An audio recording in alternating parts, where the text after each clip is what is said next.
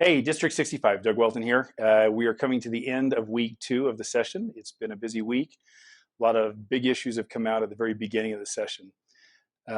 This week, just to give kind of a recap on what we've done this week, this is the first couple of weeks we are listening to our committee hearings, our appropriation hearings. We're trying to figure out, uh, hold agencies accountable for their spending and in their budget requests for the upcoming year. So the biggest things we did this week, well, there's actually several big things, but some of the biggest things we did this week is we passed our base budgets. Constitutionally, we have to pass those by the second week of the session, and so we went through and we passed all of our base budgets.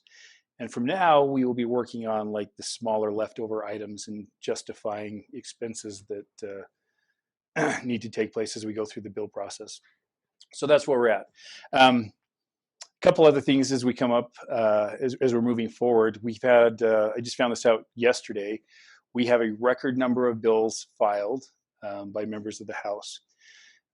Generally, that's not a good thing, but it does mean that there's a lot of concerns that we're interested in, and there's a lot of tough issues that people have interest in. So a lot of the bills are actually overlapping bills. And as we go through the process, they'll be narrowed down. We'll find the best solutions. And initially, when I hear that we have the largest number of bills, I think we might have some overreaction to some issues. But the one nice thing about having a 45-day legislative session is we can really only realistically get through the same number of bills no matter how many bills are proposed. So when you hear that number, just know that we're not passing any more laws, and that there's a lot of issues in education and water use, and those will all be kind of bundled together. And as we go through the process, sometimes it's a little bit messy, but we usually do a really good job of kind of eliminating non-productive positions and getting to like the best path forward. And so we look forward to doing that as we go through the session. As I mentioned before, I am on the higher education appropriations. We've been meeting a lot with the higher education appropriations. One thing that I was really pleased with was how well the colleges, for the most part, are working with one another to provide the best education possible for our youth. One example that came up this week was the collaborative efforts that Utah Valley University has with MTech and Salt Lake Community College. And in Salt Lake Community College, the nice thing is they can go to a 2-year community college and they can stay on their campus and get a degree through Utah Valley University while staying in their hometown and close by. So that's great. Another nice thing, I think I mentioned this last week, but we have a rate freeze on tuition, which is exciting.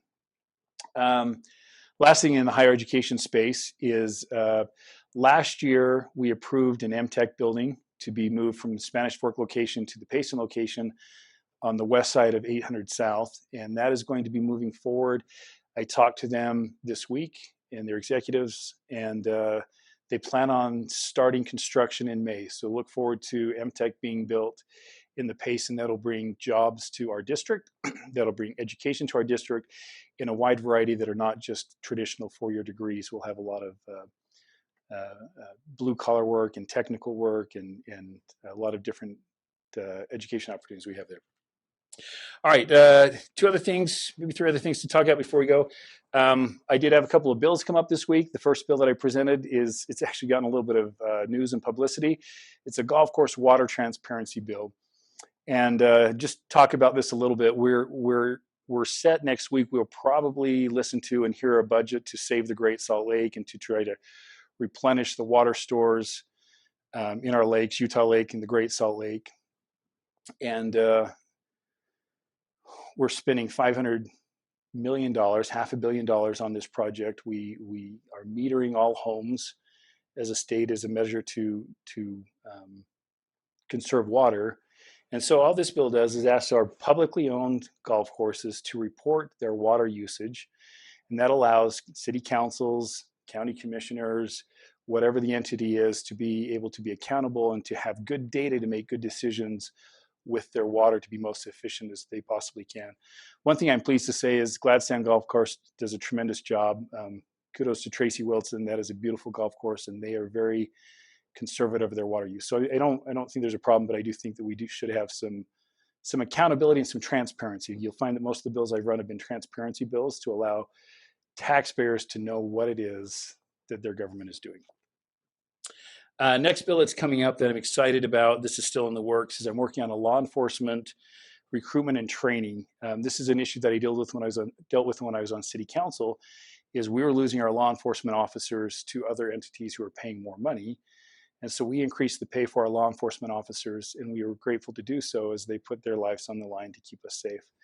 When I got to the state came to us a year ago and said, we're down 100 highway patrol officers, and we're losing them to the cities who are paying more, so we need to pay them more. And so the good thing about this is we're increasing the pay for our law enforcement officers who do tremendous work. The downside to this is we are not getting more people into the law enforcement profession, and we need higher quality candidates, and we need more candidates to keep us safe. And so the bill would essentially provide a means for people going into law enforcement to have their college education expenses paid for. So we're working on the quality of the candidate, and then after they've worked for a municipality or government entity for 5 years, there will be some sort of loan forgiveness is a way to help them out. So looking forward to that.